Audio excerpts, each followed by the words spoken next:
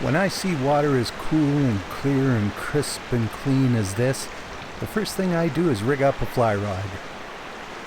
Which doesn't necessarily mean I'll catch anything.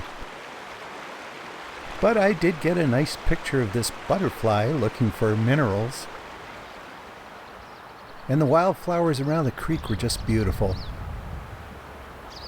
This meadow was full of buttercups and yarrow and three-flowered avens. A perfect home for a Columbia ground squirrel. In fact, it was so lovely I just kind of forgot about the fishing. Butterflies everywhere, and regular old flies too. Why? I don't know. It was really a lovely, warm summer day up in the mountains. It was a bit breezy, kind of bounced the flowers around, but it was pleasant. And the views of the mountains, a little bit hazy, but still nice. I tried to get down to this pond to photograph the dragonflies a little better, but I nearly sank in the mud. And I spooked all the trout trying to walk along this little stream, so I dropped the fly rod to take pictures of the flowers. That kind of feels like cheating at this time of year because there's so many, and in the dappled light of the forest they look just gorgeous.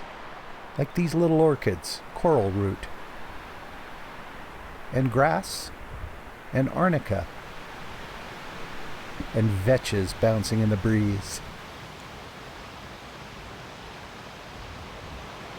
But as I passed wild roses and grass blowing in the wind, I could see the creek sparkling down below, so I just had to try again. Down here in the shadow, it was less breezy and lots more bugs. And the water, gorgeous. But the fish just didn't want to play.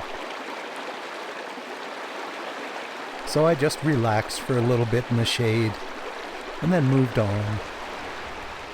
The water, I just couldn't get over how good it looked. The side streams were all sparkling. And the flowers, of course. Man, these blanket flowers were huge. They were the size of my palm. And wood lilies catching the last rays of light in late afternoon. And the evening light was bright out in this meadow where the two creeks, Jumping Pound and Sibbald Creek, meet. Larkspur and harebells bouncing in the wind. And little trout feeding in Sibbald Creek.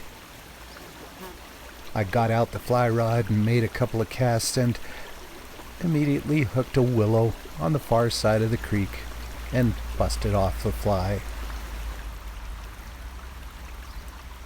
So it was a day of fishing with no fish, but did that matter? Of course not.